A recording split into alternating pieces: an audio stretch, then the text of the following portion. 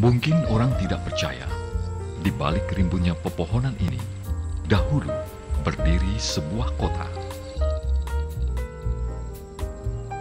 Sejarawan dan tetua Kota Baru meyakini pada zaman kolonial Belanda, di balik hutan ada kota yang disebut Sebelimbingan.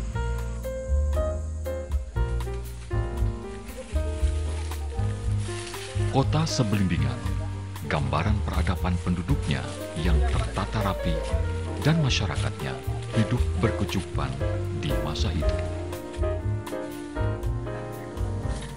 Jejak-jejak memberikan petunjuk dari lembah sampai perbukitan Sebelimbingan. Perumahan bangsa Belanda dan penduduk pekerja tambang batu bara berdiri teratur.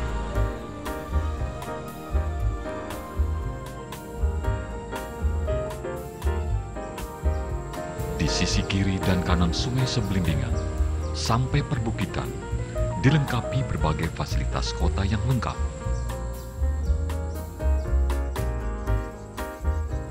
Begitu indah dan majunya Sebelimbingan kala itu, sampai-sampai Sebelimbingan disebut Bogor van Borneo. Letak Sebelimbingan tersebut sekitar 15 km dari Kota Baru, Kabupaten Kota Baru, Kalimantan Selatan. Menelusuri jejak hilangnya kota Sebelimbingan menjadi sebuah tantangan yang menarik bagi kami, tim Negeri Indonesia.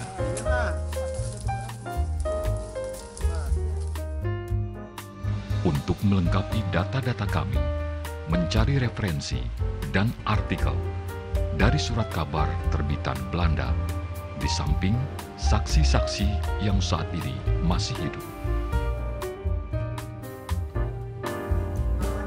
Beruntung, di antara masyarakat asli Sebelimbingan, masih ada yang hidup dan sehat sampai saat ini. Kami menemui Mbah Hajah Sumirah, wanita kelahiran 10 Oktober tahun 1935, dan Mbah Sugio, pria kelahiran Desember 1929.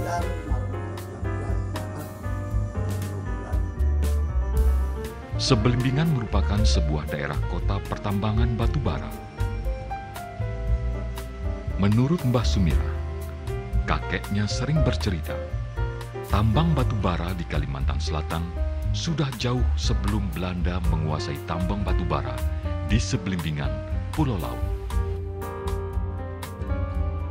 Tambang batu bara dimulai sejak adanya prajurit Pangeran Diponegoro yang lari dari kejaran penjajah Belanda saat Pangeran Diponegoro dijebak dan ditangkap Belanda. Mereka disarankan penduduk yang berdiam di pantai untuk bertani di daerah Sebelimbingan.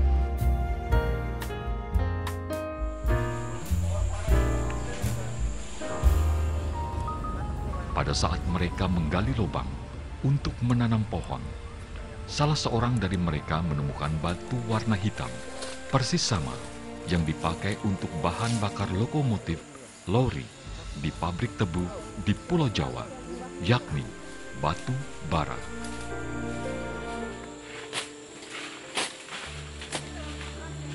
Sejak saat itu, mulailah penambangan batu bara di Sebelimbingan dengan bantuan orang Tionghoa di Kota Baru sebagai tokenya. Batu bara dijual oleh orang Tionghoa ke kapal-kapal uap yang singgah ke Kota Baru saat itu. Pada saat yang sama, Belanda sangat membutuhkan batu bara untuk bahan bakar kapal-kapal uap mereka guna membawa rempah-rempah dari Nusantara ke Eropa.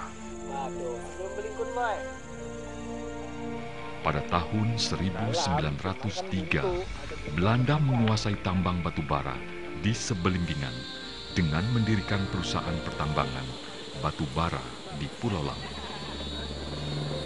Jadi setelah perusahaan itu tutup, sebenarnya ya, kami mereka ingin tuh mengajak hanya Mbah Sumirah sebagian menelusuri yang tinggal jejak kota itu, Sebelimbingan. sebagian yang masih Namun, mampu karena pulang ke kondisi Jawa, kesehatan Mbah Sumirah tidak Sebagian yang bisa ikut. ada usaha lain tetap di Seblimbingan. Tetap di Seblimbingan mengolah, mereka masing-masing punya rumah, punya ladang, punya sawah. Dan rumah mereka tuh bagus-bagus semuanya, bersih, rapi. Sebuah rumah harus mempunyai halaman yang luas, harus menanam buah. Di belakang rumah harus ada ladang, atau di lain daerah ada ladang, ada sawah. Kami sangat beruntung ketika kami tanyakan kesediaan dan kesanggupan Mbah Sugio untuk bersama-sama tim ke lokasi melihat langsung sisa kejayaan kota Seblimbingan.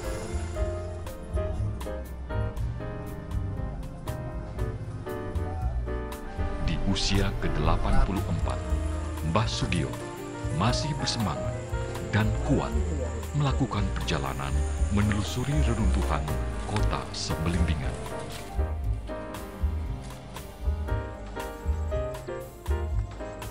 Menurut Mbah Sugio, saat beliau lahir, perusahaan tambang batubara Belanda memang sudah ditutup. Namun, Mbah Sugio masih menyaksikan semua fasilitas tambang, perumahan, kantor, dan pemukiman penduduk yang masih berdiri kokoh. Menurut cerita orang tua Mbah Sugio, perusahaan tambang batubara Belanda ditutup pada tahun 1927 karena bangkrut.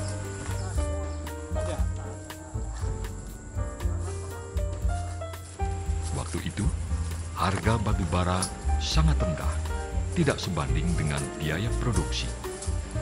Permintaan batubara di Eropa juga turun drastis akibat perang.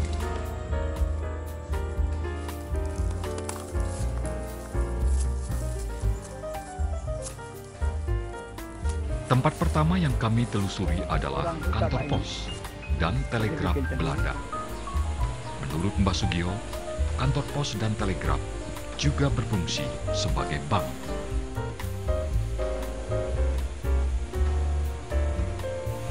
Saat kami menelusuri bekas kantor pos tersebut, banyak ditemukan galian-galian yang dilakukan masyarakat untuk mencari uang logam Belanda. Di sana memang banyak ditemukan uang logam Belanda yang terbuat dari tembaga.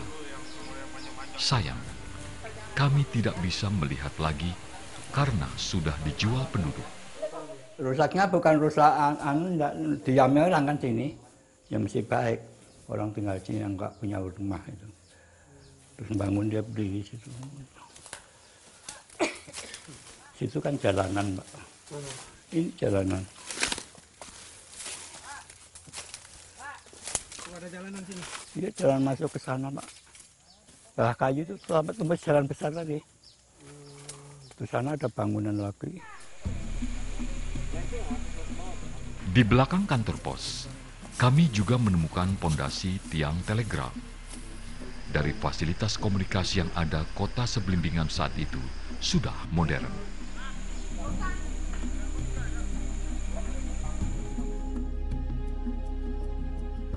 Menurut Mbah Gio, tambang batubara Seblimbingan merupakan tambang bawah tanah. Pekerjanya buruh kontrak yang didatangkan dari Pulau Jawa dan orang rantai. Orang rantai adalah orang yang dihukum seumur hidup atau menghadapi hukuman mati oleh Belanda yang dibawa ke Seblimbingan untuk dipekerjakan di tambang bawah tanah. Selanjutnya, kami menelusuri fasilitas tambang batubara dengan dibantu penduduk yang bermukim di sekitar bekas tambang.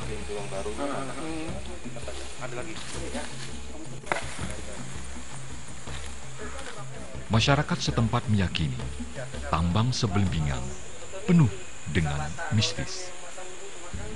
Untuk keamanannya, kami mengajak mereka ikut menelusuri lokasi-lokasi di Seblimbingan.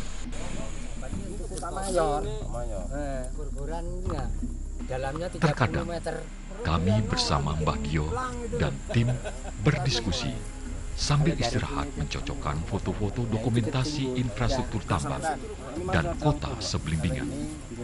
Karena banyak yang runtuh tertimbun tanah. Ini rumah nih kayak ini sebelah sini. Tutup juga. Tutup juga. Wow, ini masakan teh. Di tambang batu bara Seblimbingan terdapat 7 lubang atau pintu masuk ke tambang bawah tanah. Menurut data yang kami dapatkan pada tahun 1912, lokasi tambang batu bara seluruhnya seluas 2.500 hektar. Kapasitas produksi 160.000 ton dengan 2.300 kuli kontrak dan kuli orang rantaian.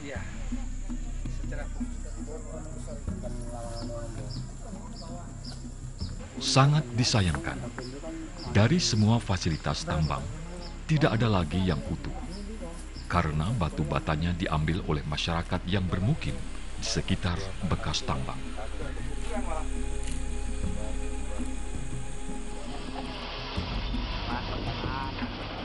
Untuk mengangkut batu bara menuju pelabuhan Stagen yang berjarak 5 km dari Seblimbingan menggunakan kereta api lokomotif uap.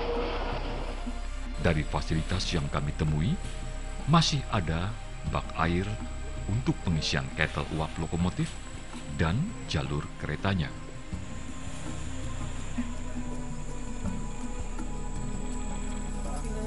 Sekali lagi, sangat disayangkan, semua besi rel dan bantalannya juga sudah tidak ada lagi.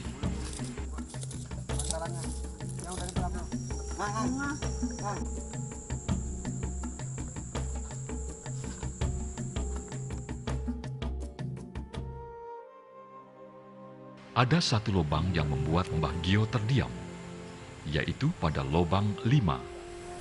Ketika kami bertanya kepada Mbah Sukio di lubang 5, kenapa terlihat wajah sedih?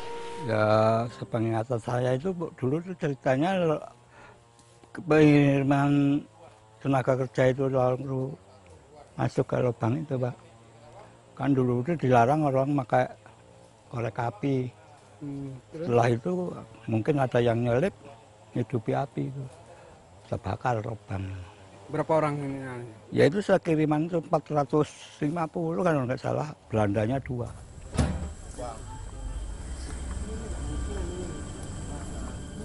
Ya lurus kan ini enggak anu. Ini jembatannya di sana tuh harus ada tiang lagi seharusnya. Menurut orang tua Mbah Gio, di sana sebanyak 450 orang kuli tambang serta 2 orang Belanda terbakar hidup-hidup karena tambang lubang 5 terbakar dan meledak. Ketika kami lihat dengan seksama, masih terlihat sisa potongan kayu penyangga lubang terbuat dari kayu ulin yang terbakar.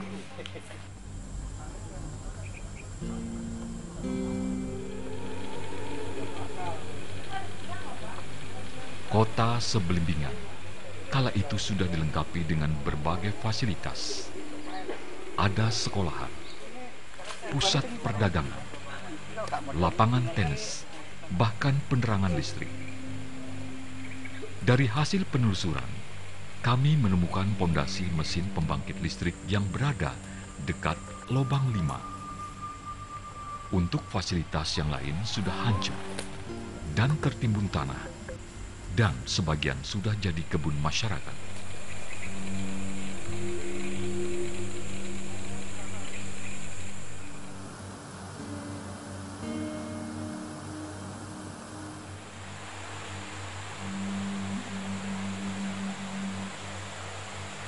Selain listrik, kota Seblimbingan juga dilengkapi dengan sarana air bersih.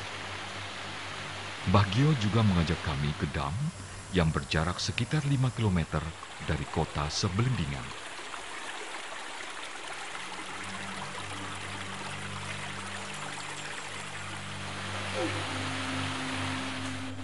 Lubangnya masih ada nih. Dam yang berada di hulu sungai Sebelimbingan merupakan tempat penampungan air untuk mengaliri sampai ke kota Sebelimbingan dengan menggunakan pipa yang besar.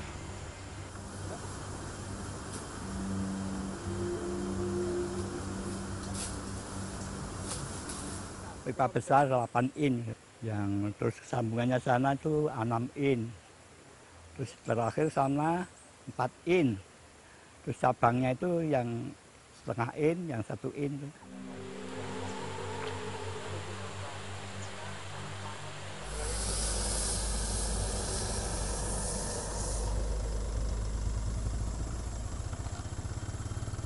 Sisi lain kota Sebelimbingan juga terdapat rumah sakit jiwa terbesar dan terbaik se-Asia.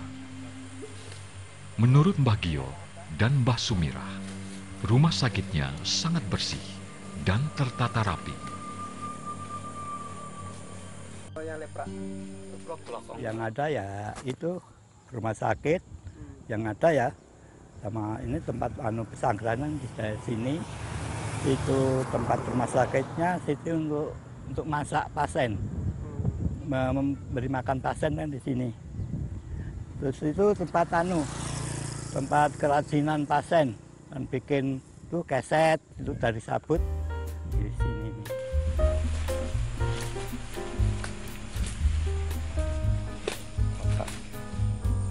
Pasien-pasien rumah sakitnya kebanyakan dibawa dari Pulau Jawa.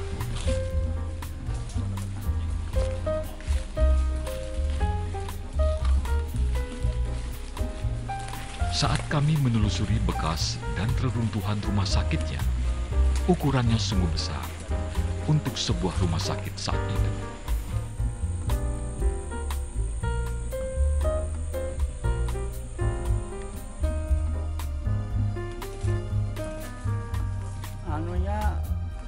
Mbah Gio banyak menyimpan kenangan tentang rumah sakit itu.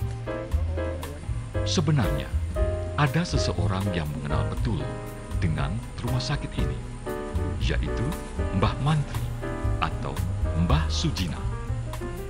Sayangnya, kami tidak bisa menemui beliau karena kondisi kesehatannya.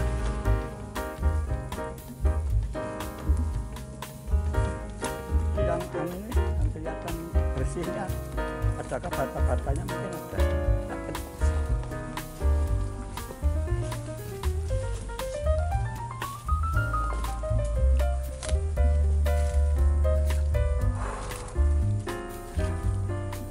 Di komplek rumah sakit terdapat kuburan Belanda yang berada pada sebelah kanan belakang rumah sakit.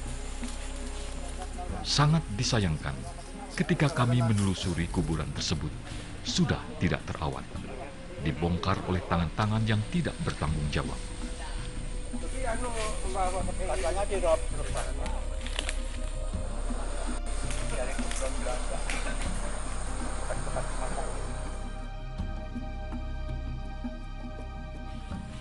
Itu ya kalau orang perbaikan itu pengerukannya. Nah lubangnya tadi. Masa suram kota Tambang Sebelimbingan ketika masih penjajahan Jepang. Menurut Mbah Gio dan Mbah Sumirah, banyak pekerja paksa atau romusa yang meninggal di tambang bawah tanah akibat penyiksaan Jepang. Ini modelnya kayak turunan asli. Oh nggak gini ya? Bukan gini. Enggak lengket. Oh iya. Setelah Indonesia merdeka, kota Sebelimbingan bangkit lagi. Beberapa kota di dunia hilang karena bermacam-macam alasan. Sebelimbingan mengalami masa yang sangat suram dan tidak bangkit lagi.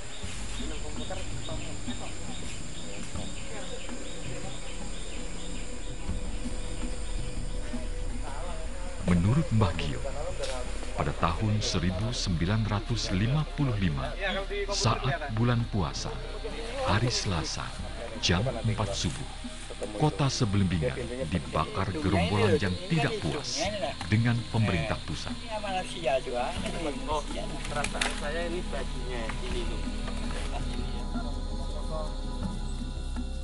perbuatan keji menghanguskan seluruh kota Sebelembingan dan tidak menyisakan satupun bangunan selain puing-puing. Salah satu di antara yang terbakar adalah rumah dan toko Mbah Gio.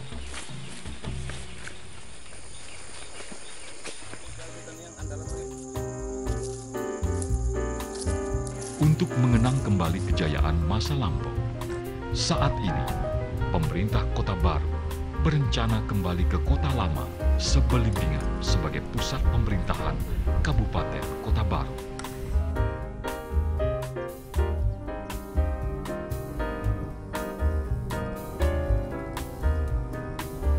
Dari hasil penelusuran kami bersama Mbah Gio mencari jejak kota Sebelembingan, terlihat waktu itu sudah menjadi kota yang makmur.